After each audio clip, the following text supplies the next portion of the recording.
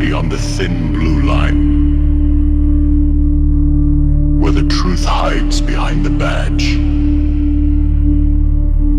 This is Beyond.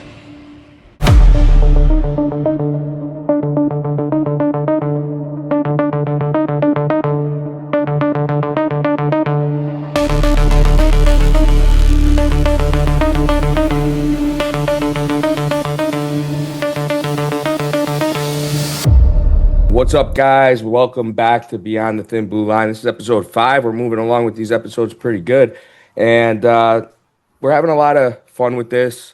And like I said, we kind of want to bring on different types of people, different areas of, first responders, things like that. You saw last week we brought on a civilian who was choked out by the New Hampshire police chief. That was an interesting conversation.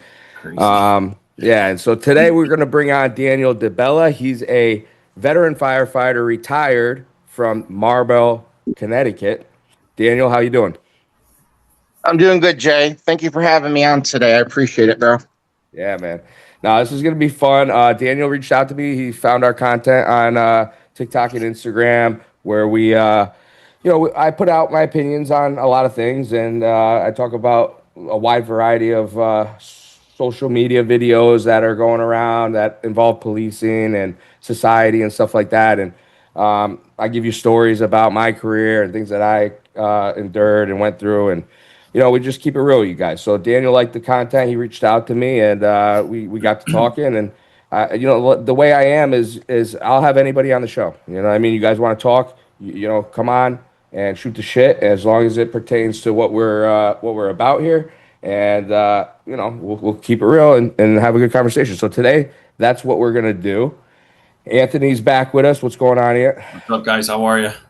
Good, man. So, welcome to the show, Dan. Thank you very much, Anthony and Jay. I appreciate that. Yeah, man. So, Daniel, you started with Marlboro. You've been with them your entire career? Yeah, so I started with the Marlborough Fire Department in Marlborough, Connecticut. 23-year-old vet. Served down at 9/11 after I got out of the fire academy. It was 1999. I dedicated. How old were you? No, I started off young at 19. That's perfect. That's the best way to do it. I tell people all the time. People get mad at me. They're like, "Oh, you're retired." Listen, dude, I started when I was young. I was like 21, 22 years old. Like, that's the best time to do it. You get your entire career in and you retire early. And then if you want to go do it again, you can go do it again. But one thing I want to touch on before we get into this interview, because I had a crazy day and we talked about the social media and the things I do. Man, today was a day where I was just getting blasted, attacked like crazy because of one video on social media. And I'll pull that video up in a minute. But what this video was a guy who is an SRO, a school resource officer. Not even sure where he's a cop. Somewhere, I think in, I don't know, Tennessee or something. I'm not sure. I'm not sure. But regardless, this video comes to me from another cop. A cop sends it to me. All right. I didn't just find this video. People think that I'm just scrolling, looking, and I find this guy and I start attacking him. So what happens is this is a video of a school resource officer that's in his cruiser that sets up his camera and starts crying on camera because the kids that he, oversees at the school are graduating. And to me, I'm like, okay, like if other cops are sending me this video, they probably feel the same way I do. And personally, I'm sitting here like, who does that? Like you're first of all, you're a cop. You're in your cruiser. You're wearing your uniform, and you're gonna cry because the kids that you oversee at that school are graduating. Do you do this every year? I mean, I just don't get it. Like, I mean, for me, listen, it's cool. Be emotional, do whatever you want to do. But when you're on duty, I just find it to be, you control your emotions in every aspect, whether they're good emotions or bad emotions. You have to be balanced. But let's watch this video quick so you guys can understand what I'm saying, and then I'll get into what happened after because it's kind of crazy. All right, let's do this. Tell me if you guys can hear the sound when it comes in. I don't know why it's making me do this. Enter your password to allow this. One.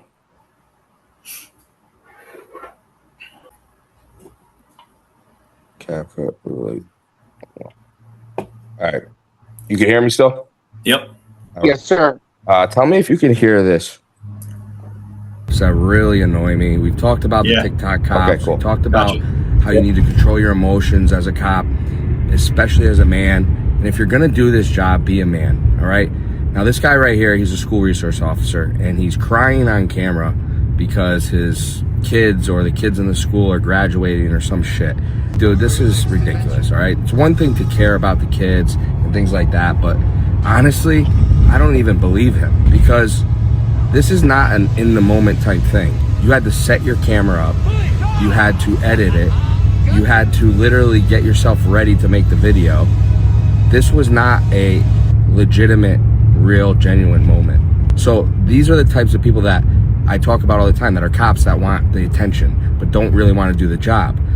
School resource officers especially, no offense to them, but a lot of these school resource officers are really doing nothing. All right, unless you're in an absolute violent city, massive school where there's a lot of violence, the majority of these guys are doing nothing. And that's why they take that job, because they don't want to do the actual job, but they want to show people that they're a cop. And this guy's a prime example. You're going to cry because the kids in the school are graduating. This happens every year. Do you cry every year? Are we going to see a video every single year? Just do your job as a cop, bro. All right, guys, these are the type of cops that really... Let's get off that. But look at some of these comments, and I'm going to get into these. Like, these people are so delusional. But one thing you got to understand, the majority of these comments are coming from women, okay? So we'll get into that in a minute. But look at this. Like, as someone who knows him and his family, blah, blah, blah, this is so wrong. Like, they attack me, you know? Like, I'm a piece of shit, apparently, because I made this video. So... I'm scrolling through the feed, reading some of the messages. It's people are out of their mind. I wish I had this much time to comment like this. Oh, it's wild. I can't believe some of these comments myself. It's kind of outlandish, and it's as a first responder. I mean, it's uncalled for.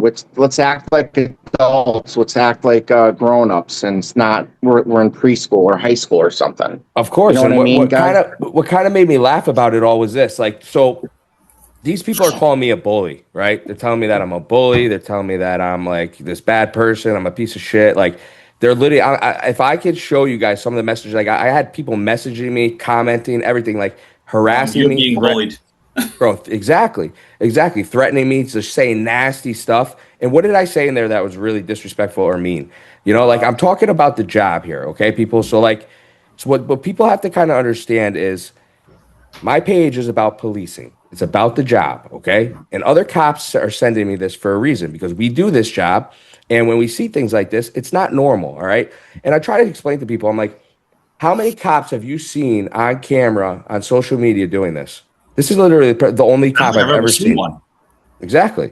This is literally the only guy I've ever seen do this, that in his uniform. I've never seen it in my life. So of course cops are going to talk about it. And at the end of the day, it's not normal in my opinion. Okay. And here's why. First of all, I'll say this all the time. If you are setting up a camera and you have to set that camera up, then you have to press record, you have to get yourself ready, and you cry, that is not genuine. Okay. Crying is a human emotion. So therefore, a lot of times we've all cried. You cannot just like fake that, really. I mean, unless you're a good actor. Like if it's something that naturally comes out of you, okay, in the moment. And that's what I'm trying to get at is if you're genuine, it's just coming out of you. You're not setting up a camera and pressing record. So that was my first thing. All right. Like, how real is this? Is it for the social media and the views? You know what I mean? And so the other aspect, like I said, is, all right, you're a cop. You have to control your emotions. And what makes me laugh about is, like, these people coming at me. They're like, he's a man. He's a bigger man than you, and all this shit. And like, I'm like, listen, this isn't about like his character, who he is as a person. I don't really care about this guy. It doesn't matter to me. I don't care. He could be the greatest guy in the world. I'm talking about the job. I'm talking about what he's doing right that second while on duty, because this is about policing. And these people are getting all like crazy, saying that I'm attacking him, and like then they want to try to go dig into my life and like bring up all my bullshit that I've already kind of which if they watch the first episode, they know exactly what happened. Exactly. I don't fucking hide nothing, dude. I don't hide nothing. It's crazy, bro. So, here. Yeah, it's crazy, dude. My man, I don't know why. That's the, sorry about that, Jay. No, go ahead, bro. No, just someone that sits there and cries for high school as school resource officer. It's uncalled for. Why is he crying? You know, he must be doing it for views. He must be doing it for some kind of views or something like that. And it's just part of his job. Why can't he just get with the program? Well, yeah, that's how I felt. Well, what I feel like is this, okay?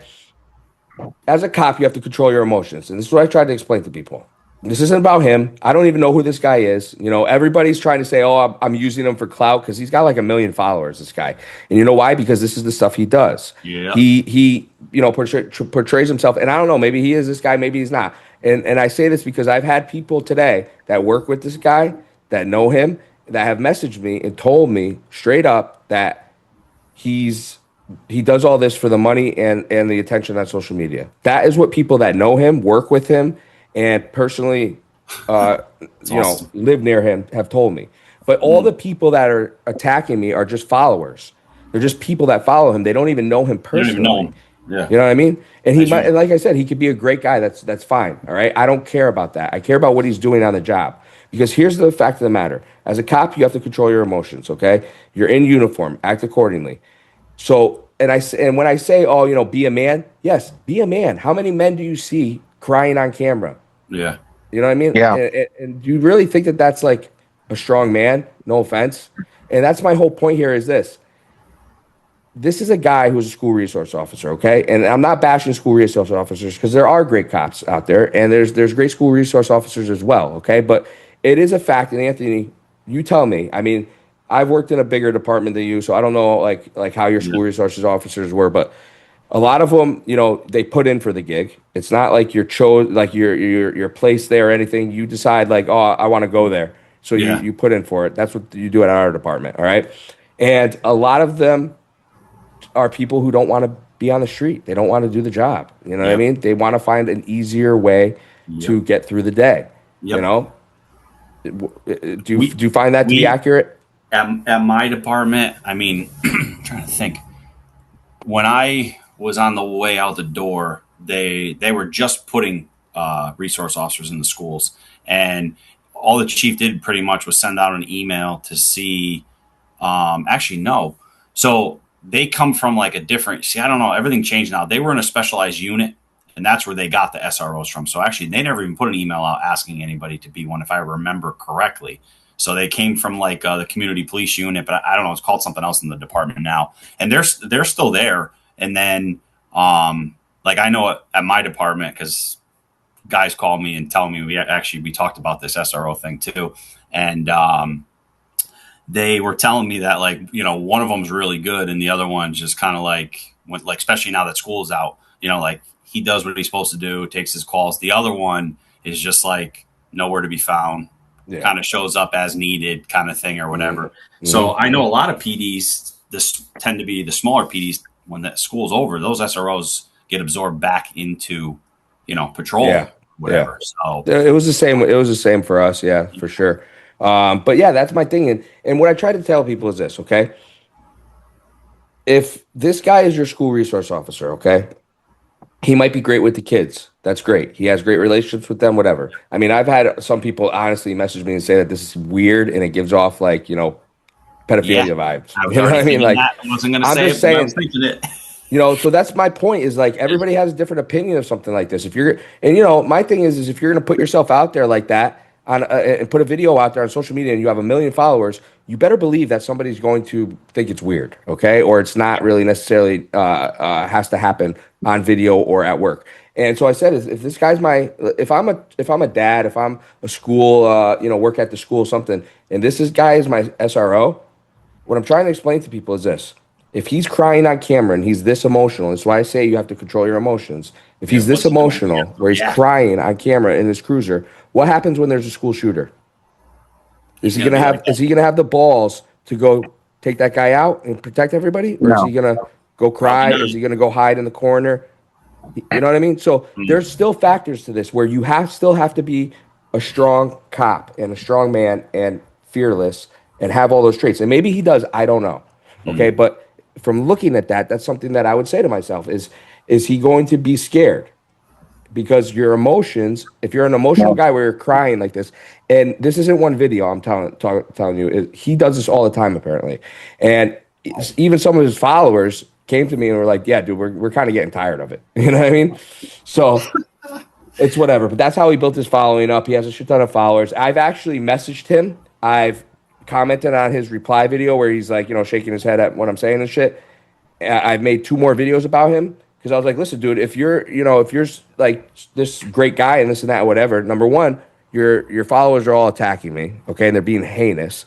Why haven't you said anything about it? If you're such a Yeah. good guy, you're condoning this behavior. Secondly, why won't you speak to me? Let's go on live together. Let's talk about it. Let's see why you do this stuff. But he won't respond. So it is what it is. But that was what my day was. It was pretty fucking exhausting, to be honest with you. And I'm sure I'll have to deal with it more down the road. But yeah, this is the stuff. I mean, people, we talk about policing, okay? This is a cop. He's sitting in his cruiser, Yeah. set up a camera, and he's crying about Mm. kids graduating. Great guy. That's cool. I'm glad that he's a great guy. I'm glad that he's great with the kids. But there's a lot more that goes into this job than just that. All Yeah. right. So it is what it is. But if you're a cop out there, I'm sure you understand. If you're a female, you definitely don't understand. Not a female cop, a female in general, because that literally was the only people that were you know defending this guy. They were all females. And I love females, but they're obviously more emotional. They don't understand. They don't get what I'm coming from. So it's just crazy. Like literally no cops. No cops defended this guy. You know what I mean? So is what it is. But that was my day. Pretty wild, pretty tiring. And now we're here. So, all right, Daniel, let's get into your Oh, I firefighter just wanted career. I just wanted to note. So I had an interview with Dr. Alan Bookman from the Glastonbury High School Hmm. to be a community resource officer, and I made it to the final three. Hmm. And Dr. Bookman was the principal back then, and he looked at me and said, "Do you know how to keep your mouth shut?" And I said, "No, that's not part of the job." And he says, "I'm going to ask you again. Do you know how to keep your mouth shut?" And I was very honest, and I said, "No, I do my job and I report things." Yeah. And then he says, "Well, I'm afraid that you're the second candidate and we have somebody else for the job." And Dr. Wow. Alan Bookman is the superintendent of Glastonbury High School now. He upgraded, but he was asking me to look the other way, just like Yeah. this other community resource officer. It's just like they have their feelings. But when you go into a job like this and you're working with children, you got to be sitting there as a role model for them, not sitting there acting all emotional, whether if you're a community resource officer, male or female. It's Mhm. Hmm. it's just uncalled for. And I have Yeah. always been honest and transparent throughout my life. Someone actually said I should have lied to Alan Bookman and said, "Yeah, I'll look the other way." Then when I got the job, I don't actually look the other way. But that's Yeah, just that's how not me. people are. That's how a lot of society is. Yeah. Nah, no, man, you did the right thing, man. Listen, you never bend your morals for anybody, okay? You just don't do it. That's something that I'm very big on. And that's why I talk about a lot of this stuff. And that's why we expose bad cops as well, Mhm. because, you know, morality is the biggest thing that is missing in society right now. And it's the number one thing that, I base my life around.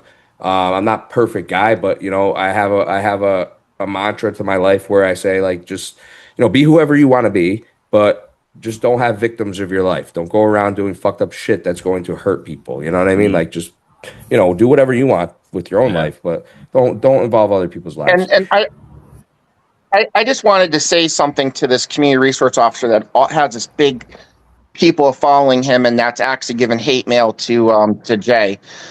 Just knock it off. Just be adults. If you want to email, you want to respond, just do it in a mature way. Don't let your emotions fly and let things kind of haywire.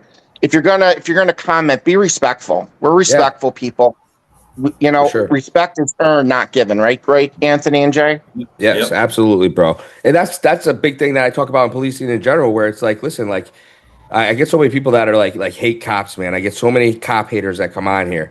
And I'm like, listen, and they blame the cops for everything. And cops are assholes. Cops are always out to get you type deal. It's a mutual thing here. Like if you just have mutual respect, a call can go very well for both people if you are respecting each other. And that it's as simple as that. We look for respect and we deserve it just as much as you deserve it. But it's getting worse and worse out here, man. And this is another reason why I do this stuff on social media because what I'm seeing a lot on social media right now is a lot of cop hating pages. And I'll comment on these pages all the time because it's really skewing the minds of people because what they do is they edit videos, they cut videos so it only shows what they want them to show. They're worse than the media.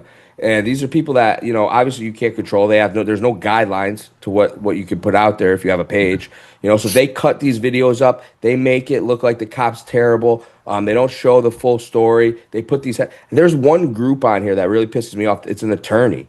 It's an injury law group. And I've seen that. Yeah, bro. And he'll post cops, Yeah. body camera footage or like people that are filming their motor vehicle stops.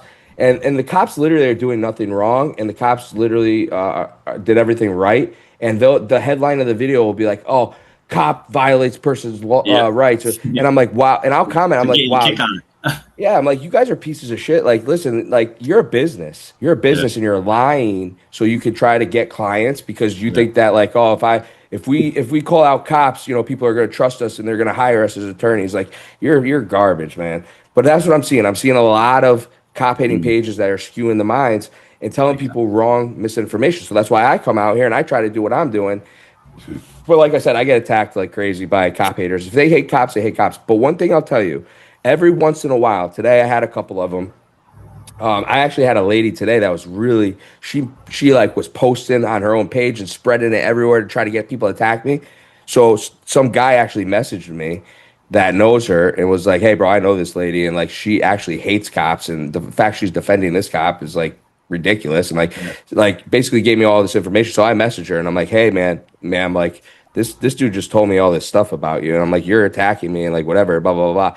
And I don't think she was ready for that because then we got into the conversation and I stayed very stern on my stance with this guy and crying and explained everything to her. And at the end of the day, the conversation, the lady was literally like thought I was like her therapist. She's telling me her whole life story. She's like, maybe you can help me out. I haven't had luck with the police and blah blah. And I'm just like, but listen, sometimes people, if you talk to them a certain way, because listen, I'm a very straightforward person. I don't attack people. I just give you facts and I stay logical and I stay stern on my stance. I'll respect your stance, but I have experience in this job. A lot of these people don't. But every once in a while, I get a guy or a girl that we can have a logical, respectable conversation, even if it's a debate, and there's no attacking each other. And at the end of it, man, like I had one today with a guy in the military. He was a soldier, and he's like, we don't even treat our prisoners as bad as cops treat citizens and blah, blah, blah. And I started like having the conversation with him. I was like, listen, man, like I can get what you're saying. I go, but the jobs are totally different. I go, I'm sure the people in other countries are not as disrespectful to soldiers the way that citizens are to cops here. So you guys, the job is totally different. You have to understand that. Like, so I broke a lot of things down and we had a great conversation. And at the end of the day, we were cool and we were buds and like, we wished each other well and that was it. You know what I mean? So once in a while you get those. But yeah, man, social media is tiring sometimes, bro. All right, Daniel, let's get into it because I want to get some stories from you today. I want to talk about firefighting. I want to talk about some other, things you had going on with the police. So let's start from the beginning. You're 19. You start getting. Why did you go to be a firefighter? What made you be a firefighter over a cop or anything else? Well, I wanted to inspire to make not just a living, but I wanted to inspire to make a difference. I wanted to go out. I wanted to help people. I went through criminal justice. I graduated with a bachelor's and I became a firefighter and I did public safety at various security companies. And I went in the field to actually go in and make a difference. And I felt that I have. I mean, firefighters and police officers, it's a love-hate relationship. Ever since Incident Command was formed, we are actually now, the firefighters are in control of the scene. There are some states that does not have Incident IC. I'll just call it IC for short. and the police officers are in charge of the fire scenes, which is absolutely ludicrous. But ever since we had the incident command training, and once we actually got it, the police officers, it's kind of an unsaid rule where we let them go on the fire scene, and then in return, they, they give us respect. It's like a respect back and forth, and that's basically, firefighters and police officers. We all have to look after each other. We all have to watch each other's back. There's a fire going on. Pull over, put your blue lights on, and just help. Yeah, for sure. Just help, and that's what I do. Okay. So I don't like using my. I'm sorry. Go ahead, Jay. So as you start to become a firefighter at a young age, and you're moving throughout your career, because you ended at what, lieutenant? Yeah, I went out as a lifetime lieutenant. So in our department, 20 years or better is lifetime. Oh, nice. So And how many years you have? You had 22, you 23 said? years with Marlboro Fire and 1 year with Newington FD, Newington Fire Department. Okay. And after that, I was done. Yeah. So you left Marlboro and went to Newington after you retired? So when I left Marlboro, I retired, and then a couple years I joined the Newington just back in 2021. I left Newington because you have to be a resident to be a firefighter there, and I circled back. Gotcha. Yeah. So a lot of times they'll give you the job, so, but they want you to move there within a certain amount of time, right?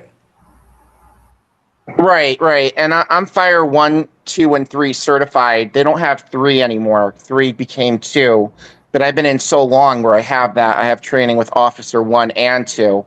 And all these fire certs are lifetime certifications. Mm-hmm. Okay. So I could be a firefighter anywhere in the United States, except for my certs aren't good in California, Arizona, and I think there's a couple other states. Now, and really, that's interesting. So you can kind of just transfer anywhere, and it just transfers right over. I mean, under the you'll probably have to do their training and their cities type ordinance type stuff. So, but most of your training will just transfer over. You won't have to do another academy, things like that. No, under the NFPA association, which is the National Fire Prevention Association, your certifications are pretty much good. The reason why they're not good in California and Arizona is because they have a lot of forest fires, and they actually they have a program out in California that if you're a convicted felon, the attorney will make a plea to the judge, and then you can actually become a convict firefighter, and you fight the forest fires in California. Wow. And if you successfully complete the program, your record is expunged, and you could possibly have a job in firefighting. Wow, that's pretty crazy. Yeah, I never knew that. Especially out of that state. Yeah, three stones. But I remember when the Mexican fire department went in to help fight the forest fires a few years back, and at that point they'll take anybody they can. That's funny. That's funny. Wow, that's interesting. I never knew that. That's pretty cool that they have stuff like that. Man, I wonder how many people really do that, and how many people have gotten out of jail for that. That's interesting. I'm gonna look that up. But but they say you could run away, but you're not going to get too far. They put these felons, and you know what? Some do, but majority of them stick with the program, and it's a good way to expunge your record and fight forest. When you're out fighting forest fires, what you have to do, especially in a state like California where there's no water, is you have to fight fire with fire, if that makes sense. Mm-hmm. So you got to start a fire and head it in the direction where the other fire, and it burns itself out. Really? Now, that's true. You fight fire with fire. That's crazy. I didn't even know that was a thing. So if it actually the wind's back blow, then they have these poncho bags, and they call them hot shots. And then you put it on and you lay down, and the bag's supposed to protect the firefighters out in California. That's so I know I've been a firefighter long enough. I just know just about everything there is to the trade. So Yeah, man. So no, so you don't have any ambition to go back to doing it? actually, I'm 47. I got type 2 diabetes now. When I went down to 9/11 and I helped out with the relief efforts, I have to wear a BiPAP at night because I consumed a lot of asbestos. It came through. A lot of guys, a lot of almost every firefighter, we did not wear our Scott packs. We did not do that because when we're pulling the rubble out, it was more weight on our back. And the first thing the fire academy trains us to do is to wear your Scott packs. So a lot of men and women suffer different chronic illnesses because of it. And, some conditions are worse than mine, but How we does are that just worried. work?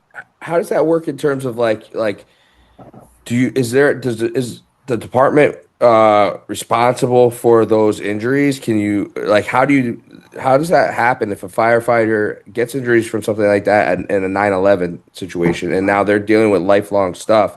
Who covers that? Like, how does that So, work? so the federal government had a fire prevention fund for the first responders that got injured.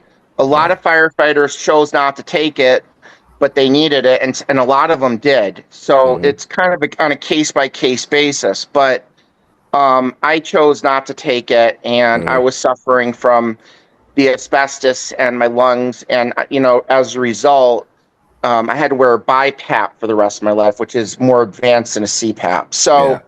So it could have been a lot worse. And so then I ventured into security, and I was guarding a power plant in Hartford, Connecticut on 300 Maxim Road. And it was an abandoned one. And so, this power plant is kind of unique because it takes garbage, you burn the garbage. It's shut down now because of the city of Hartford said, hey, we don't want this power plant because it's polluting our air. But they take garbage, they burn it, and they actually make power when they burn the garbage. Oh, wow. So it's kind of a neat solution where they can burn garbage, generate power. But the power plant shut down, and I worked for a company to guard it, United Security, Inc.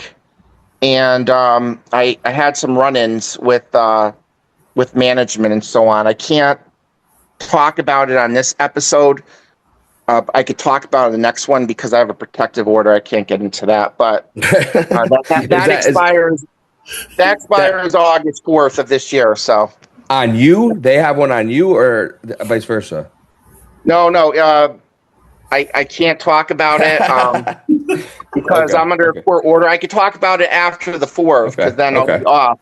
Yeah, but United Security Incorporated, so I filed with Commission on Human Rights and Opportunities, and some of the charges that was served to them was S-aid at work, fired on Family Medical Leave Act. So wait, hold on. Let's back up. This is the company you worked for, the security company. Yep. So if you could talk about this stuff? I could talk about some of it. Okay. So are you allowed to talk about like why you got fired?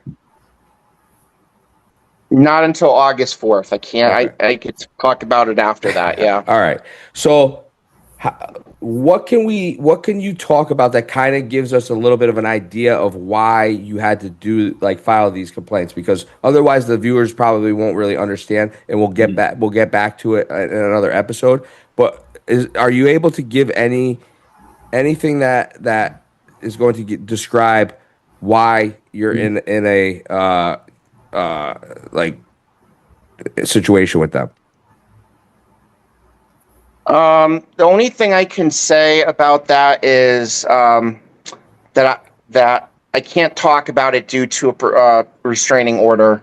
But they're in a lot of hot water, and they violated my civil rights. Okay. And they were served on June. And the union that was supposed to protect me, I can talk about that, 32 BJ SEIU. They were also served because they promised me an arbitration on April 8th, and they mailed that to me on the 24th, and then the union steward pulled me in, Mr. Deshaun Burnell, out of 32 BJ, and then he said that on April 1st, I thought it was a joke, that they're taking away my arbitration. I'm like, is this an April Fool's joke? And he kind of chuckled, and he's like, no, it's not. And so he wants me to go through a gap appeal for the union, which stands for Grievance Appeal Panel. And so I sent a letter to them, and they never got back to me. I also registered a complaint with the National Labor Relations Association. So I have a lot of evidence. I have transcripts. I have recordings of what happened in court. I have everything. It's all lined up. Now, So how long is this gonna get dragged out? I mean, how long has it been so far? Well, so the arbitration was filed back in September of last year. Okay, let me back up a little. So USI fired me on Family Medical Leave Act. They literally fired me on September 8th with no reason. And that's illegal? That's highly illegal. It's like firing a woman on maternity leave. Like, who does that? It's bad. It's really bad. Yeah. And the reason why I was fired is because I was essayed at work, and my therapist wrote a letter, went to therapy, and so on, and it just got really egregious. Essayed at work. Holy shit! Now, I looked at some of the cases. They could be looking, Jay and Anthony. Was this by a woman, a man? Who? Can't get into until August 4th. Unfortunately, right. I can get into it out. The protective order ends August 4th. I can't get into That's it. That's going to be an interesting story to talk about. Okay, all right. I can't wait after August 4th. Then I could tell the viewers everything. So, yeah, that's interesting. Stay tuned. Stay tuned to that. But you're going to have to pay anywhere between $500,000 up to $5 million plus. Wow. That's the company and the union for violating my civil rights. Wow. Yeah. And you have an attorney and everything? No.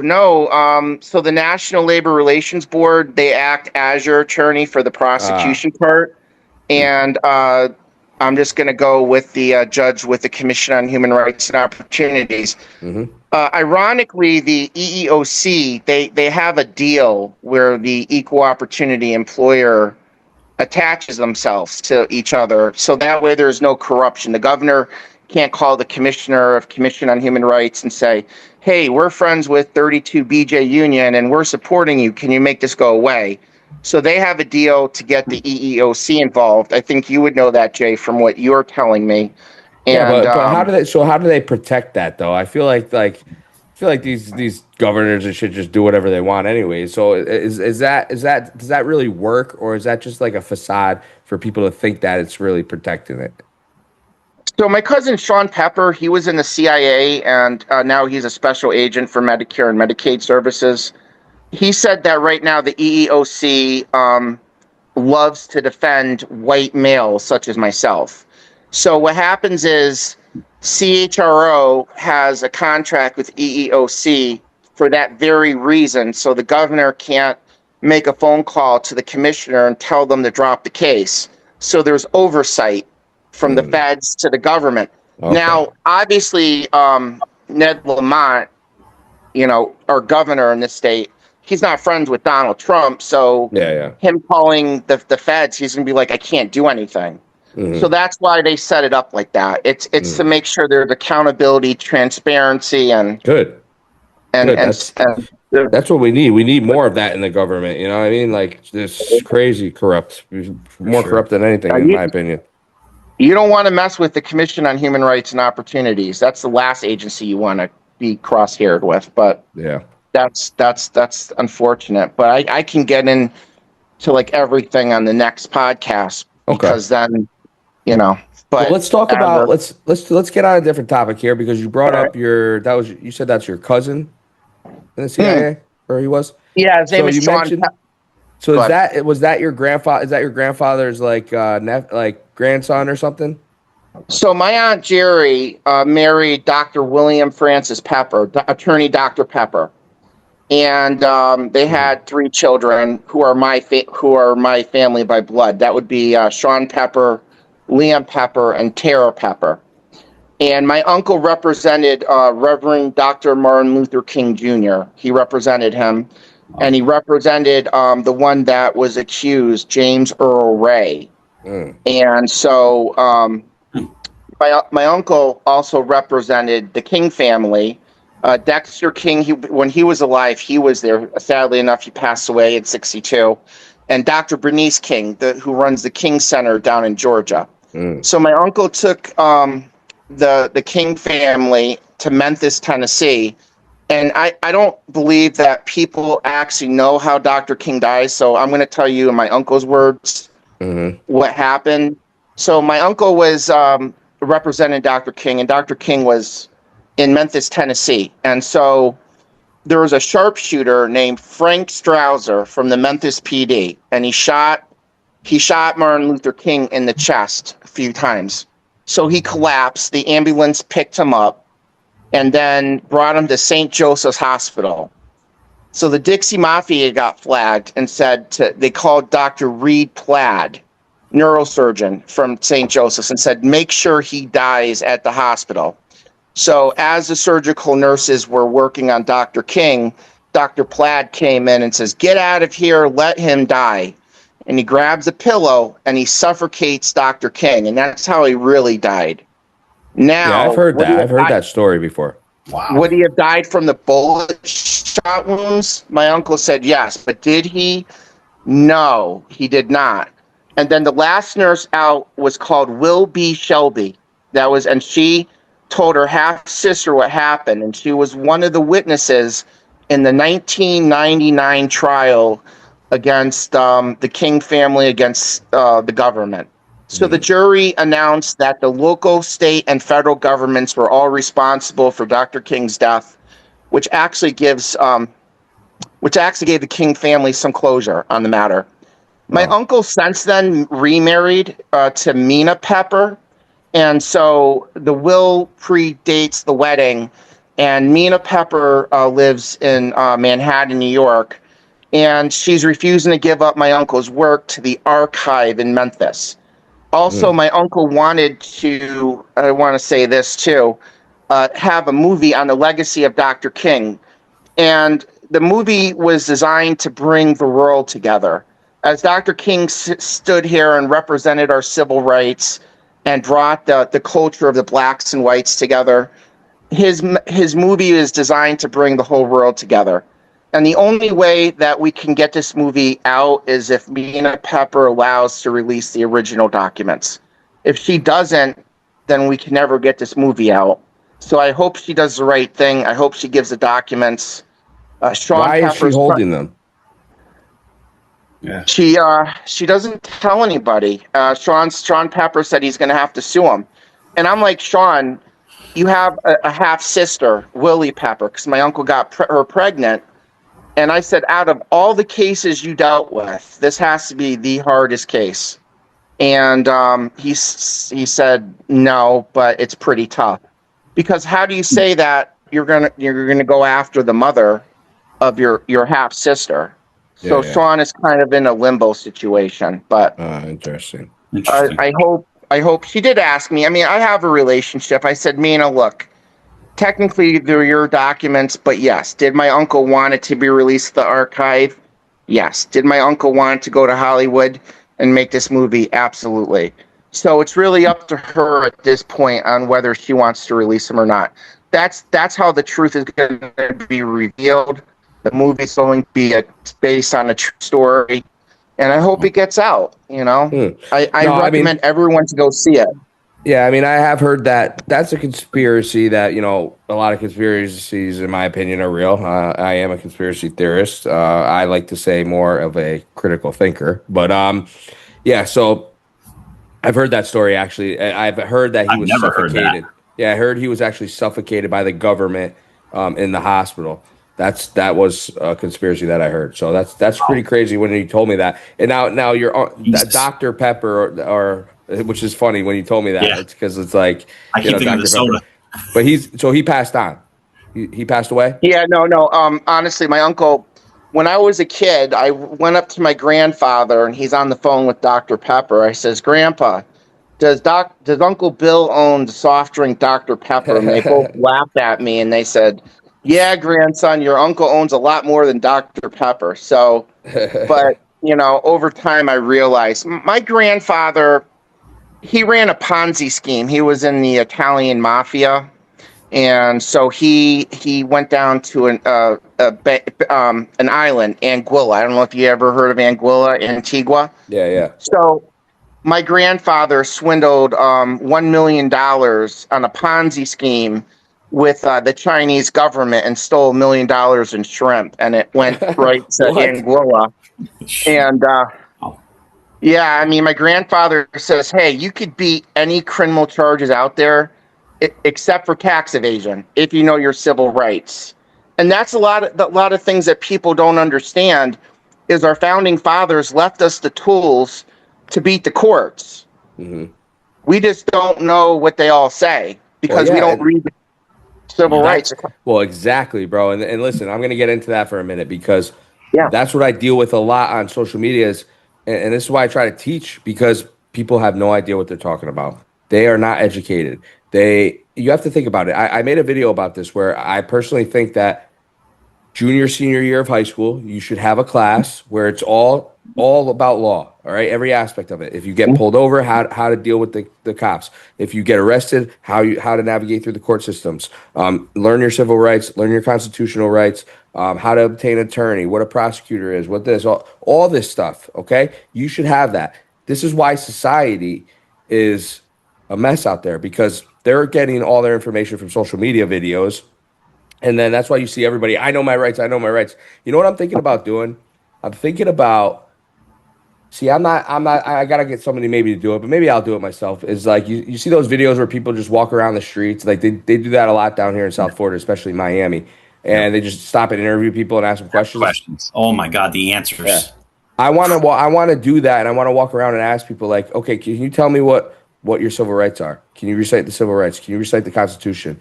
And see if they actually know what their rights are. Because I'll guarantee you that won't get one person.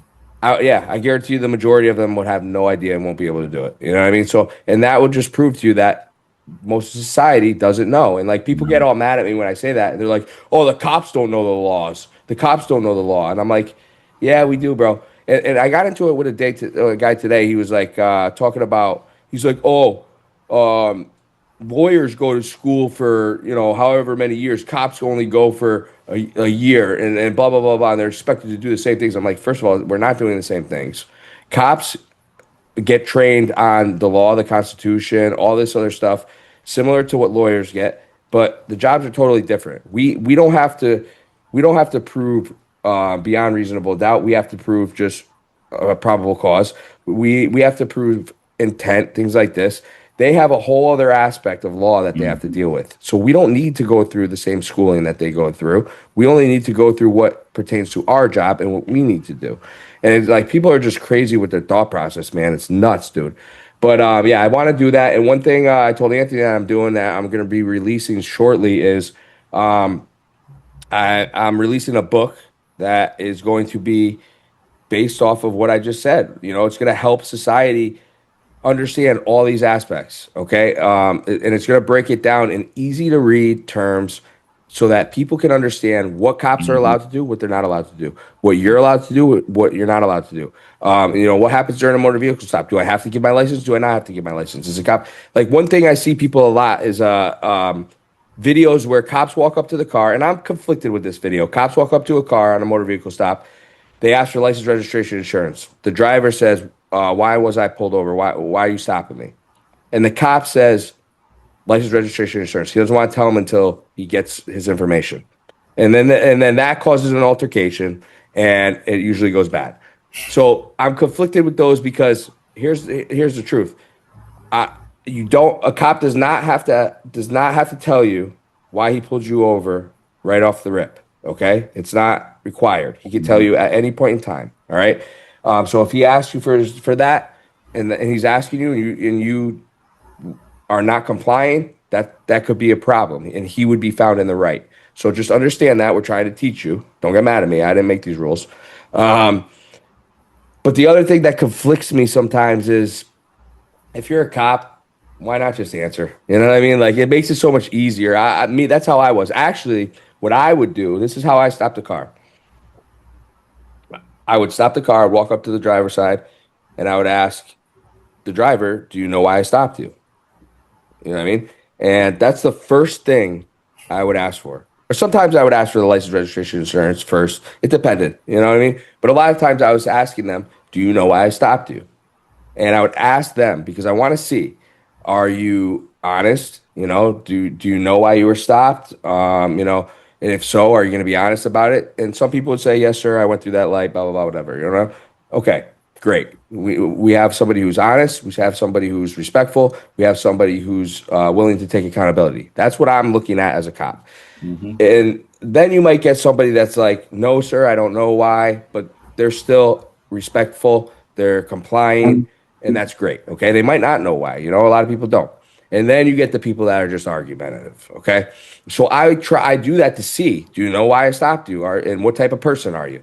That's how I did a motor vehicle stop. Okay. And a lot of that too is going to determine, in my opinion, and I've said this before, and people get mad at me too. They're like, oh, you did take given a ticket based off of how they act. And I'm like, yeah, because I have discretion to do so. You know what I mean? Like, and I admire and respect the fact that you're being respectful to me and you're not creating a problem because I'm not trying to do that to you. If I'm being respectful to you and I'm coming up to a car and I'm not, being an asshole, I'm not talking to you like a dickhead, I'm not trying to search your car and do illegal things, then why do you need to be a dick to me?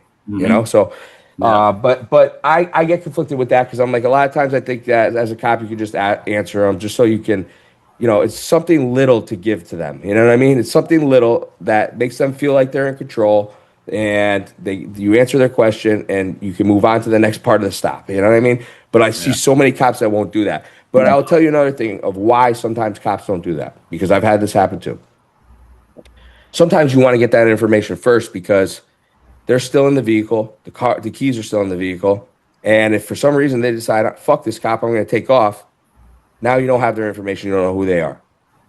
You got to do a warrant, whatever, you want to get them. Now you can't because you didn't get their information. So that's a lot of times why cops do that too. So I explained to you guys the truth. Take it however you want. But yeah, so that's what I'm coming out with. I'm coming out with a book to teach society how to really protect themselves and learn, man, because we don't have this. And what I want to try to do is get that book to get pushed through the education system. So I'm going to try to see if I could get in touch with the education system and say, hey, listen, this is a massive problem. Okay, like society is lost. It's getting worse. They're getting so much misinformation from social media, and nobody in government is teaching them anything about what this country is built on. You know what I mean? It's like you have like one class when you're like, in elementary school or middle school, and then you never learn about it again. And then you go out into society. And I tell people all the time, I'm like, some people get themselves in trouble because they think they're doing something right, but they're really doing something wrong. Yeah. It's crazy, dude. It's crazy. They need education on this. So that's my plan, is to try to get pushed through there. And then sometimes, like I said, too, like, police departments and things like that will purchase the book to give to citizens through their Citizens Academy or just throughout the community, And this is what people need, But at the same time, I beg you guys, if you're watching, if you're not a cop or you don't have no education in law, please go learn somehow, okay? Because it will protect you and it will help you understand what's going on when you're watching these videos, and you won't comment dumb shit to me. All right, so that's another thing. But yeah, so Daniel, let me ask you a question. Your relationship with police, let's get into that. You told me some stories about how you had some issues with, I think it was Westbrook PD and their detectives. And while you were a firefighter, before we get into the detective thing, when you were a firefighter up until now, and mainly your whole life, have you had bad experiences with cops prior to the issues we're going to talk about with like Westbrook and things like that? Actually, no, I never had a problem with police officers. The chief gave me the MVFD fire symbol on my DMV plate on the front and back. So when I got pulled over for a DUI stop in Newington, and the police officer, I was very respectful. He pulled me over. He says, "Is this your vehicle?" I said, "Yeah." And I said, "Do you want my license and registration?" He's like, "No." Because when you have the MVFD symbol or whatever town you're in, that normally goes to the chief, the deputy chief, or the fire marshal. It doesn't go to a captain and it doesn't go to a lieutenant. So still, when I get pulled over, it's common sense. Be respectful to the officer, no matter what walk of life you're in. You know, if you're respectful to the police officer, you're probably just going to get a warning, and it's not going to get a ticket on your insurance, and your insurance is going to go up. It goes without saying. Respect. It's a good point. Respect the law enforcement, because they're just trying to do their job. They're trying to get to know people. They're doing community outreaching. And when they pull you over, you know, maybe you can make them laugh or something, or on Christmas, just bring them a coffee and say thank you for what you do. Yeah. You know, because they have to sit there in that cruiser and they have to work. I've done that many times. Yeah, I brought them we had Krispy Kreme. I brought them Krispy Kreme donuts. I brought them coffees and stuff like that and cool, stuff. Bro. And we sit there and talk. And, you know, I was actually, I was down in Old Lyme. Have you ever been to Old Lyme, Jane, Anthony, before? Yep. So they have rangers and they have police powers because they go through the police academy. And mistakenly, I parked in back in 21, back in the back lot where their staff officers parked, and everyone got a ticket. And Chase came up to me and says, "Hey, I gave you professional courtesy because you're a firefighter." A lot of those guys that do the rangers out there, a lot of them are firefighters. I mean, that's like a stepping stone to get into law enforcement. I think that's a great resource to explore law enforcement. And hey, no matter where you are, if you're pulled over, just be respectful to the police officer. At the end of the day, they're trying to do their job. They really don't want to give you a ticket. And don't take off. Don't be a jerk. Don't be an asshole. Just be pleasant to them. For sure. You know, respect one way goes back the other way. You know, it's the police chiefs and stuff and the corruption that they have and trigger down from the mayor and stuff. It's all politics. It's supposed to be separate. Yeah, exactly. You're making my day, because this is what we talk about all the time, and that's the point I make, is that the majority of the shitty people in these jobs are at the top. They're the ones who are really the most corrupt, really doing the bad things. You know, the street cops get the worst rep because we're the ones dealing with society. So, but who really has the power and who's really doing real corruption? The people at the top. So, but Anthony, let me ask you a question. And you're in Wallingford. Like, how was your relationship with firefighters? Oh, dude, I was at the firehouse all the time. Yeah. They all broke my stones. They're like, "Oh, you took the wrong test." Yeah. I mean, we had a guy like that. We had a couple guys like that. That literally, that's if you need to find him, you knew he was at the fucking fire.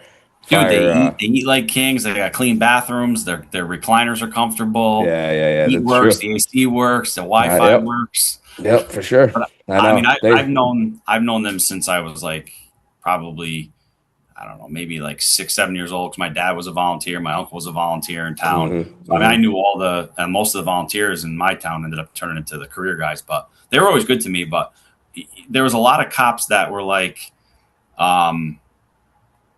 they would be like awkward around them, like kind of, you know, they wouldn't do what I did. And then the fireman would be like, "Well, why don't they come hang out?" You know, and there was a couple that would, not just me, but it was kind of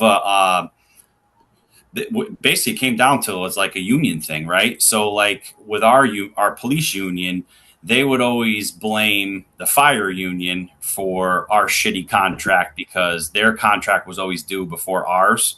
So the mayor always dealt with them first. So they basically, our union would say their union would lay down, and then that's why we had to lay down, because there was garbage. And it's shitty because, God forbid, you know, I mean, if you ever got shot, who's coming?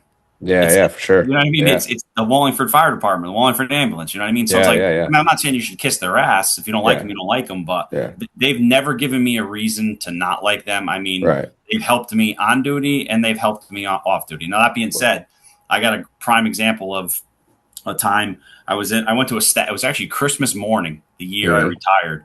I got sent to a stabbing, like, and very unheard of in Wallingford. Let's put it that way. Never mind Christmas morning. And come to find out, it was two guys. They were hammered, and one of the guys put a move on his buddy. Well, his buddy wasn't into that, and yeah, crazy, dude. You can't make it up. So, anyways, I'm the guy who does the stabbing takes off. The guy who got stabbed, tried to make the move, was there bleeding out. He got stabbed in the abdomen. I think it was once or twice. Yeah. So I'm in the back of the ambulance with him. I searched him. Fantastic. I don't know how I missed it, but somehow, somewhere, he had some type of knife. Yeah. He was handcuffed, but the way I had him handcuffed, because he was on the stretcher in the back of the ambulance, I end up fighting with him, right? One of the I don't remember if it was a firefighter or EMT. He literally sat there on the bench at the end of the ambulance watching me fight this guy and did nothing. And then there was one of the other firemen like opened the door because he could see the ambulance moving around, rocking around. And he didn't come in and help, but he ran over to the sergeant and was like, hey, you should probably go help your buddy. Something's going on. Yeah. Somehow he didn't have a knife. He grabbed something in the ambulance. Yeah. Again, the way I had him handcuffed because he was stabbed, they needed to work on him. And lesson learned on my part. So I don't care. You're stabbed too bad. But, So if I ever had to say I had a bad run-in with the fire department, that was probably one of the only ones I ever did. But we always got along. I mean, like I said, they would call us over to their firehouse for Christmas, dinner, Thanksgiving dinner, hell, even like every one of the houses every Sunday morning would do breakfast. So I would throw them like, $10 or whatever. And I'd eat like a king, So we got along well. Yeah. I mean, for us, it was, obviously we're much bigger out there. We have a million different fire stations all over the place, just like substations for PDs and shit. So for us, I worked District 9 and our substation was attached to the fire department. So we knew a lot of those guys. We were cool with a lot of those guys. And we were, we weren't tight to the point where we were hanging out and shit, but we were too busy to really kind of do that anyways. But there was times like where we'd shoot the shit and stuff. And, we were all cool with each other. And I never really had any problems. And I mean, I don't know about other areas, but the city of New Haven is crazy. I mean, the requirements to be a firefighter, you could be a felon. Those guys, there's a lot of great guys. Don't get me wrong. I mean, they're just, they're a little wild though. You want to talk about cops being wild? It's anywhere. Firefighters are wild, bro. Any firemen are. Yeah, they're wild, man. And they get away with a lot more. So, you know what I mean? Because they can. So like, you got guys that are felons on that job. We had one guy, he was like a high-ranking guy, man. He was doing crazy shit, like domestics constantly, like burglaries, like crazy shit, dude. But I never really had like negative run-ins with them. I'll tell you one story that was probably my most negative run-in, and it was with a female firefighter. And I go to a motor vehicle accident, and the fire department's already there. They're dealing with the guy in the vehicle. He's an older guy, whatever. Not super old, but probably maybe late 50s, 60s. I don't know. And so he's in the driver's seat. I walk up. The fire department's like dealing with him. Now it's my turn to deal with them because they're, I let them kind of, if it's when I first get to a scene and it's a car accident like that, medical is the number one thing. So you let the fire department kind of do their thing, and then you go in, you get all the information after. So I'm standing next to the window. This female firefighter's there, and I'm trying to ask this guy, I'm like, all right, can I get your information? Like, what happened? License, registration, insurance. You know what I mean? And he's just staring straight. He won't look at me, nothing. He's not even acknowledging me. I'm like, I literally asked him like 4 or 5 times for his information. Okay. This is an old guy. I'm not trying to be an asshole, but finally now I'm like getting to the point where I'm like, this guy, I'm standing right next to you, dude. Like, you're not even acknowledging me. What the fuck is going on here? So now I have to get stern. So I get more stern, and this female firefighter starts yelling at me, and she's like, what did she say? He's a mute, or he has a speech problem or something like that. Like he can't talk. So I look at her. I'm like, well, why the fuck didn't you tell me that when I'm asking him 6 times for his information? You're standing there staring at me. You tell me after that long. And then I'm sitting there and I'm like, regardless of him having a speech impediment, he can still hear. He can still see. Yeah. You know what I mean? What the fuck? So it was funny because I got pissed at her, bro. And all the other firefighters, they were actually laughing, bro. They must not have liked her. because they pulled me aside. They're like, bro, she's always doing dumb shit like that, bro. She's an idiot. Like they're like, just don't worry about it. I'm like, nah, I'm not mad, dude. I'm just like, what the fuck, dude? Like, and they were laughing. They're like, yeah, she's a moron, bro. But I'm like, dude. But that was like one of the probably only real run-ins I've had with the firefighters out there. They were pretty good. And like you said, man, like honestly, I'll tell you this much, man. This is what I see in law enforcement and first responding and things like that. Whether you're a firefighter, EMT, a fucking cop, whatever, dude. When shit goes down, nobody gives a fuck whether we like each other or dislike each No. other. It's just an instinct, man. You do that job. When shit goes down, you are just in that mode, and you go to work, and if somebody needs help, you help, bro. So I've never really seen cops or anybody be vindictive towards each other in an aspect like that. If somebody Yeah. needed help, bro, everybody was hands on, bro. You know what I mean? But I have made, as I spoke about this not too long ago, man. I'll tell you a story where I don't know if you remember, we had two cops that got shot in New Haven a few years back, and I was on that scene all fucking day, man. When that happens, bro, it's long as fuck.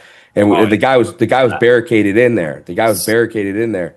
And so we had to wait for SWAT to come out. They got to do their whole thing. They got to fucking plan the whole thing. Like it takes hours to get them out there sometimes. But if somebody's barricaded in the house and they don't have anybody else in there, it's like, you take your time. It's not imminent to get in there. Yeah. But long story short, these two cops get shot through the door, right? They went to a domestic. The guy shoots through the door at them. Two get hit. They were my classmates. Anyways, I'm in District 9. This happened in District 4. I got to go all the way across the Q Bridge, all the way deep into New Haven. So I'm flying there. It was me and Dave. I don't think Dave wasn't with me that day. I was solo. So I'm flying there. He was working, but we were in separate cars. So because we both saw the same thing. We're flying there, bro. And we're coming past, we just get off the highway. We're in the downtown area. We see a lieutenant. And he's just sitting on the corner, bro, in his car, like on his phone, bro. Like just like sitting there. Two cops just got shot. Now, this is a guy who I got along with him to a certain extent. I got into it a couple times with him. He's a very arrogant guy. He's a very big guy, not jacked, but just very tall and but he was very arrogant, I can't say if he was a good cop or bad cop. I didn't really work with him like that, but I've never seen him do anything that really was spectacular. I never seen him be a real go-getter. And he was just kind of a very arrogant guy. But he was the type of guy to always be kind of an asshole to people, like other cops, and try to really discipline them and hold that power over them. And then when I see something like that, bro, and I'm like, you just had two cops get shot, bro, and you're sitting in a cruiser. He was literally a few blocks from where it happened. You know what I mean? Like probably, 3 minutes down the road. And I was like, but those are the guys, and that's what pisses me off. That's why we expose this stuff, because those are the guys that will discipline other people for doing exactly what they're doing. Yep. Yep. And I never forgot about that, man. That's stuck in my head because I'm like, wow, man, that's, I can understand he's a lieutenant and there's a shooting of a citizen or something. They never really go to those, which they should, in my opinion. If this is something about some of these bosses, if you're a boss and just because you don't have to be the one going to the call, the street cops are, but you're still a street boss or you're a district manager out there and you're on the street in your cruiser and a call like that comes in, if you're close, you fucking go, bro. I don't care if you know what I mean? But you know what it is? A lot of these guys, they don't feel like I don't have to do the work anymore. You know what I mean? And that's how people die, because you're a fucking block away and you could get there and actually do some fucking police work. And yet you feel you're above that now because, you're higher up. Crazy. You know what I'm saying? Daniel, let me ask you a question that popped in my head here. All right. We talk about bosses and stuff. Have you ever had any issues with bosses in the fire department? Like any guys that were like that would try to be controlling over you or bully you or vindictive towards you or trying to get you in trouble? Did you have any incidents like that? Yes, EMS Captain Mark Merritt. When I got the MVFD fire symbol, there was a cadet that was coming over. We were doing a dry fire hydrant. That's what we call them in the country, drill. And he looks at the plates and he says, where'd you get the plates from? I said, Chief Lord signed off on it. And he says, Chief Lord would never sign off on that. And he looks on the back and then he tells Mark Merritt. And the next thing I know, he's like, give back those plates, you fucking asshole. And we're like punching each other, right? And then the deputy chief has to break it up. Mark Merritt, he ran the EMS. He was the EMS captain for the Marlboro Fire Department. Roy M.B. Head and Go ambulance. Now, Mark, ironically, he stole, I believe it was like close to $60,000 out of the EMS fund, and used it for his business. What? So he was called the Marlboro Man. Mark Merritt, Marlboro Fire Department, Marlboro Man, and he got arrested for grand larceny, and he got an AR. He just got an AR, and he had to step down. I don't even think. Can you even use AR? You can't. I don't know. For $60,000, man, that's like a felony at that point, unless they dropped it down or some shit. Yeah, they did, because he was an EMS captain, but he's done some crazy shit. He's like, we had another firefighter named Glenn Warstock, God rest his soul, but he was a true K. And he took a call, and like Mark Merritt has been like going around. He's been sexually assaulting women and everything like that under the sun. And he went to Glenn. He's like, you keep your fucking mouth shut. And Glenn never kept his mouth shut. He always said something. And Mark Merritt was the bully type. Outside of that, Chief Lure did not like the executive board, because the executive board is our union. And if all 5 members of the board, and you cannot be officers to be in the board, go against the fire chief, it could overturn his executive order. So one day he asked me to step down as a lieutenant and join the executive board to fuck everything up. I said, that's a death wish. I'm not going to do that. So that's why he gave me the MVFD symbol. He was like, I'm sick of these freaking liberals. And he just signed it and gave it to me. And so I go to a yearly meeting, and every year in March, the guys always make a joke. Hey, Chief Debella. Lord is like laughing in the background and stuff like that. And I'm like, Chief, you put me in this predicament. And the guys always goss me, but it is what it is. But yeah, Mark Merritt was the bully of the fire department, and interesting. He just he needed to be put in his place, and so that's what's interesting is like that's why we bring on different walks of life here, different professions, because we try to show you guys that there's corruption everywhere, man. It doesn't matter what type of job it is, it doesn't, not even just government. It's in every other area of professions. People doing crazy shit, abusing their power, stealing, all this stuff, man. Society is a mess. But before we get out of here, I just want to touch on the whole it was Westbrook, right? The Westbrook situation with the detectives and stuff. Let's go into that real quick. Just summarize it up for us on what issues you were having with them. Not Westbrook. the Weathersfield. Weathersfield. Yeah. So listen, me and my partner, Karen, she was a scientist. We lived in Colchester, and then we had to come to Weathersfield. And unfortunately, Karen had dialysis and had a fistula in her arm. So we had to sell our house. We actually lost money on it. And we went to HUD housing at 117 Wells Road. It was called First Church Village. And so we had mold that was in the apartment. In fact, the whole complex was a mold-infested area. So Karen called the Chatham Health District, and she did that, we got a call when we were in the hotel from attorney Matthew Anderson from Imagineers, and he threatened me, saying that he's going to get me. So when Karen turned 60, we kind of put it together. Why did he do that?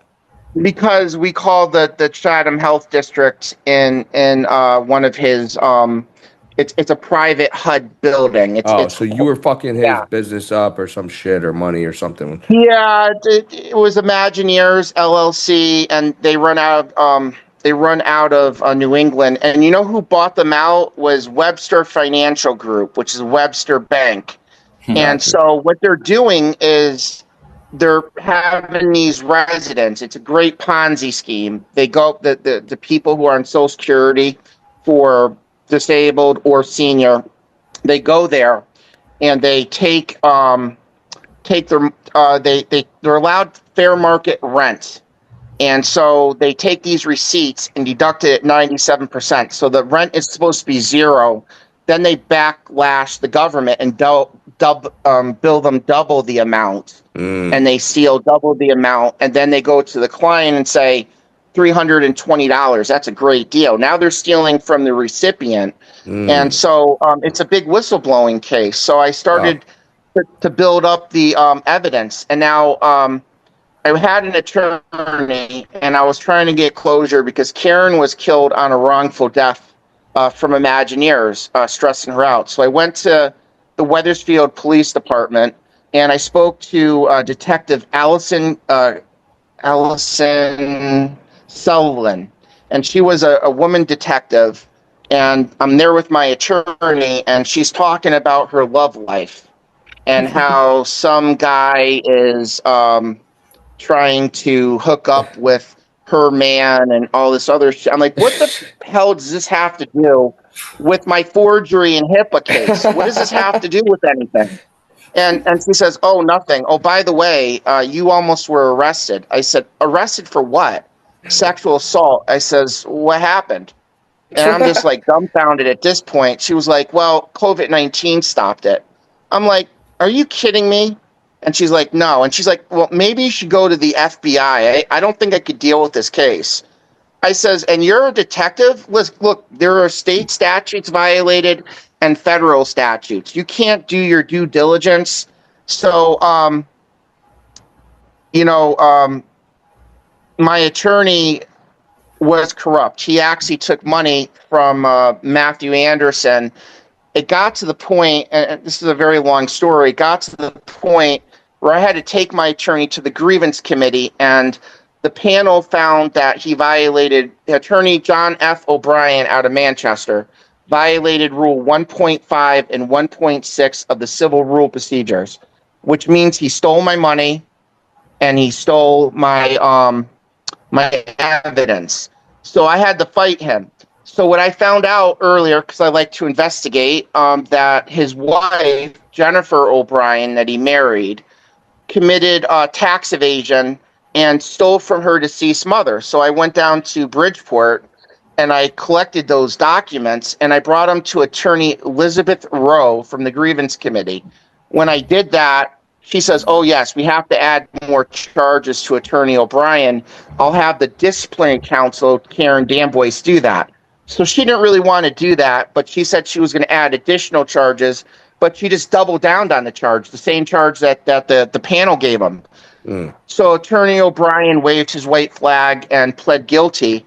And then I came in there and I gave her a speech. I'm like, why don't you read it to your colleagues up on the stand? This was at 30 Washington Street. She actually was fired. And I was upset. I'm like, I wanted my day in court. This guy got the deal of the century, my attorney. He got to steal my money. And what, you're going to let him do that? And, there were some justices up there that put their head down. And I didn't get my notice for, it's supposed to come to me in 2 weeks, but for some reason it came to me in 3.5 months because I wanted my trial. And so Matt Anderson, being an attorney, went to the grievance committee, influenced the grievance committee to sign off on it to try to wrap this up. I did get all my evidence back, and I am going to go to Washington, D.C. next year, going to go to President Trump, and I'm going to tell him that Imagineers is stealing from everybody. And then, Donald Trump said that he was going to bring in trillions of dollars to the Federal Reserve. Elon Musk brought in billions. What I have, if they go to every single liberal agency that deals with HUD money, including the landlords, they charge it by 3 times the amount. It's called treble damages. And they times it by 4. Now, President Trump does that and gets back the money that was stolen, plus the Social Security money, we have a nationwide whistleblowing contract, the biggest one. So after I get done with CHRO and the National Labor Relations, I'm going to take that money and I'm going to fly down to DC and I'm going to sign a whistleblowing contract, make a deal with President Trump. That is Interesting. definitely on my radar. I'm almost there. I have my good friend Manny and my cousin Sean and my uncle represented. Get this, my uncle did represent Donald Trump for the Mueller scandal and the Russian collusion. My uncle said, if you do exactly what I say, I'll get you off the charges. However, he did not listen to my uncle, so my uncle had to terminate the contract. They signed an NDA. So, but he said, I have tremendous respect for you, Dr. Pepper, and anything I could do, I'll just hire Rudolph Giuliani, and that's what he did, and his makeup was peeling off, down there. But anyway, Yeah, she was funny. this is a nationwide problem. These are our tax dollars that are being stolen on the most corrupt level. Imagineers and it's crazy, Anthony. I see this all over. Like every day I wake up, bro, I see like billions of dollars stolen, through Medicaid, through every type of fraud, and it's just like this is why it drives me nuts because, I think that if we're gonna protest in this country, we should be protesting taxes. I mean, what are we really getting out of it? They're taking all our money. They're not doing anything with it to benefit the country. The infrastructure of the country is a mess. But listen, we don't want to get into all that shit here. No. We don't want to get into the politics really. Let's stay on track here because I'll go off way off on that shit. No, I wanted to get into the whole Weathersfield thing. So basically, essentially, they kind of just brushed you off with all this stuff. They didn't want to really do anything with it, and that's not uncommon. It's typical. Right. I mean, there's some detectives that are like that. Yeah. Chief Rafael Medina III is our chief, and he's kind of feminist in his way. I'm not going to get into it, but he's not thinking with a straight cap. And he has his cohort there, Detective Justin Hillchuck. He's a joke. He's a laugh and a half. And so they basically said, if you come back down here with these charges, you might be arrested. I said, go fuck yourself. I told both of them. I told, tell your fat chief I said hello, by the way. And they didn't like it and stuff like that. Now, I get along with like the sergeants, and so I'm not going to name people, but I get along with the local police, and we wave at each other. But when you start getting up to lieutenants and the detectives and the chief, they're just all corrupt. They're just, and there's a lot of problems with the Weathersfield Police Department. A lot of females quit there because they're sexually harassed. And that's interesting. There was a dispute with Chief Rafael Medina and then Chief Citran, and evidently Chief Citran got fired, and they're making the cops pick sides. Really? We had two chiefs here, and so Chief Citran wanted back his department, and Rafael Medina they kind of they butted heads. It's on the news. It's interesting you say that because I tell people all the time, I'm like, people think that chiefs like each other, this and that. I go, you have to understand, like we talk about it all the time. Like a lot of these guys are not the greatest guys. They're very vindictive and like weasels and snakes. And so in our department, the chiefs would act like they were all like, buddy with each other when cameras were on and stuff, but they hated each other. They were all looking to stab each other in the back. They would all talk shit about each other. It was crazy. I tell people that inside of police departments it was like high school times 1,000. It's just imagine grown adults in high school. That's what it was basically. The drama, the vindictiveness, the stabbing in the back. It was crazy. But no, that's interesting that they had that going on. Yeah, and you know what Chief Rafael Medina did? He stopped me from renewing my gun permit. He had Justin Hillchuck, Detective Hillchuck. So I appealed his decision. We went to the Middletown Public Safety Office. We are literally the last case being heard, and Justin Hillchuck was pissed. He was like shuffling through the papers. And finally, we get to go there, and I lost it by 1 vote. I lost my gun permit by 1 vote. But Jeez. and I look at him. I says, "What do? You go to the corner store in Wethersfield and you investigate a candy bar and a Coke." And he's like, "Don't treat me like that." I says, "I'll treat you any way I want, Justin." He's like, "That's Detective Hilchuk." I said, "Go fuck yourself." And I was just telling him, right, and then the woman up there, she was a liberal. She was like, Cindy was her name. "You can't talk like that." I said, "Shut the fuck up." I said, "You guys already made your decision. You took away my Second Amendment right. I don't have a fucking record. What the hell is your problem?" Yeah, that is crazy. And she's like, what how was the dare you reason? fuck up? Did they give you What's a reason? that? What was their reason for taking that? They didn't have a reason. I don't even have a parking ticket on my record. It's What just the because fuck? because I spoke out against the chief, and they want that I was an armed officer, security officer. So they probably came So up with some bullshit to Yeah, try to and make it it was seem like you're a threat to yourself or some shit. Yeah, just because I made noise and I want to get closure for me and Karen, and Chief Medina's being told by the higher ups, like the governor and the mayor, Ken Leslie is our mayor. Politics dictate what they're going to do when they should really go out and arrest the person that forged our signatures. And I would like to say, Anna Kyle was a document examiner in Hamden, Connecticut, and she said that Dina Jeffrey, that's her name, forged my signatures 3 times and Karen's Really? signatures 3 times. Yes. Interesting. And violating our HIPAA. And she did that because there was money involved, and they were trying to stick us with the bill because they didn't accept certain incomes. Jeez. And what happened was, and Marlene Philpotts was our registered dietitian privately. We paid for out of pocket, and she says, "Did you sign these?" We're like, "No." So we got them examined by a document examiner, and that's what it came back. So all this evidence is going to head down to DC next year, and I'm hoping to make an impact. I'm not doing this for the money. I'm doing this because it's the right thing to do. Going and doing the right thing. I want to invest the money into charities. I want to do so much with it. I want to put trust names in my wife's name, Karen Lee Muir. And I really love her. I really miss her. And I'm going to get closure. And going down to DC, this is the only way. But to get there, I have a couple hurdles that I can get to in the next podcast. And then I could really tell you what's going on. It would make the whole podcast shake, Jay and Anthony. Yeah, man.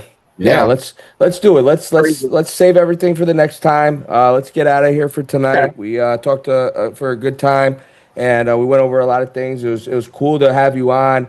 We talked about the fire Thank you. department, the relationships. This is fun. This is the stuff I like to talk about. And we just flow and get into a lot of different stories. And you brought some interesting stories with you.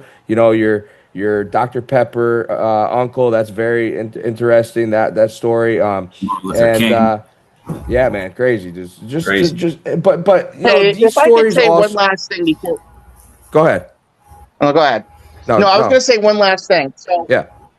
this thing with the tickets that's being mailed to people's houses, I just want the podcast people to know that. The ticket mailing. You have a right under the Sixth Amendment for a speedy trial. So I would, if you get one of these automated tickets and you have to pay the town, do the speedy trial. But you also have a right under your Sixth Amendment to face your accuser. What are they going to do? Take the camera off and put it in the witness stand?